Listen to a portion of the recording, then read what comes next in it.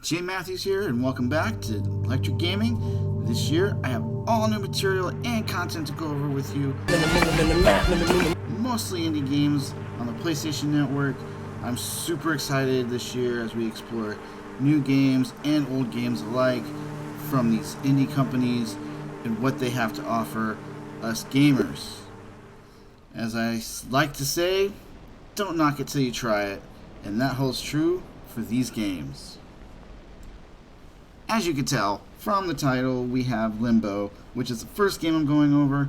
It's a relatively short game, but don't knock it till you try it. It really does have a lot to offer. Once you start seeing the gameplay, its simple mechanics and graphics, it's one of the best games you will ever play for a casual / creepy game.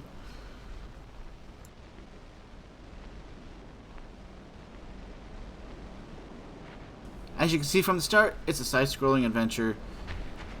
You take control of this little character with just these white beady eyes. You can see that the background is just... the whole game is just black and grayscale. And you're just running through this forest. This game has only 24 chapters in it.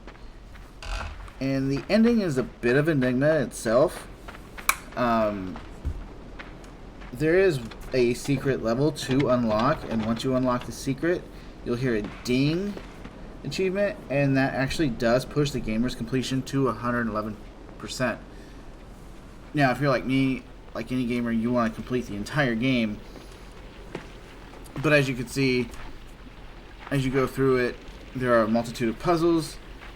This game does hybrid horror and suspense with not just its music, but with the foreground and background.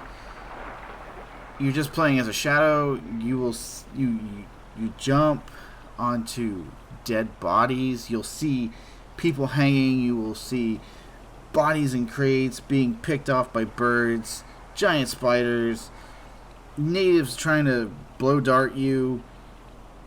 This game is really weird in its own twisted, demented way. Let's look at the visuals. It really does bring back the 1930s horror film feel to it with its black and white. Brought me back to watching Dracula, Frankenstein, Creature from the Black Lagoon. I really did appreciate the flow of this game. And it is a two-dimensional game, as you can see. But it's a classic game.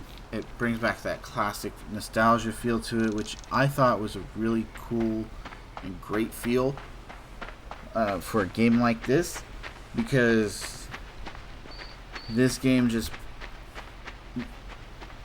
gives the reason why side-scrolling adventures from these indie companies is making a comeback.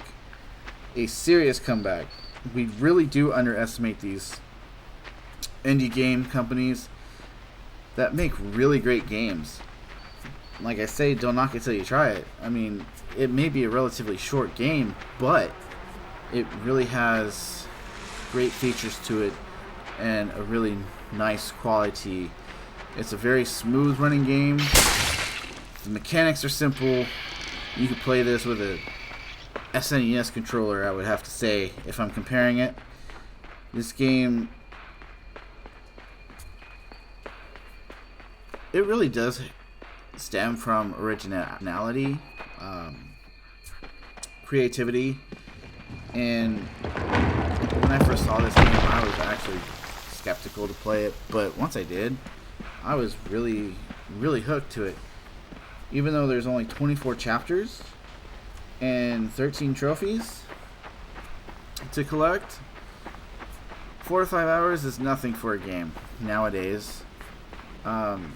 And it's, on my scale, a 9 out of 10 stars.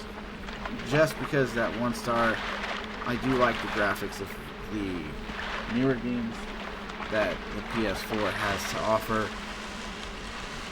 But it makes up for it when I grew up playing the nostalgia games of side-scrolling and just being simple You can see here, you can climb up ropes, you can swing left to right, jumping onto ledges. Throughout the first 14 chapters, you are haunted and being preyed on by this giant spider, which you eventually end up killing by pulling its leg out. You have to outsmart your enemies because you have no real weapons to speak of. You have no weapons, actually, at all. You can go back and forth, which is something some games don't offer. But without going back and forth, there was no chance in beating this game. You have to be able to go back and forth in order to use the obstacles in your way to defeat your enemies. But I really did like the nostalgia feel to it. I mean, there's nothing like a good, casual, old-school game.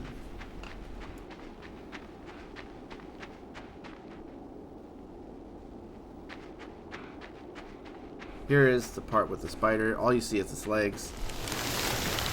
You know, the bear trap up there.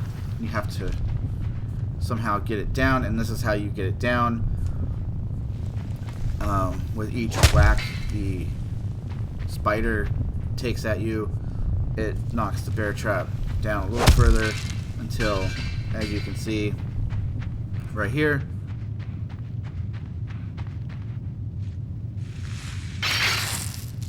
"Off with his head," said the Queen of Hearts. I got a little too close, but at least you don't have to do it again, because it saves automatically, which is what I like. The chapters are ongoing. You don't know which chapter you're on until you go to the start menu and hit resume game or resume chapter.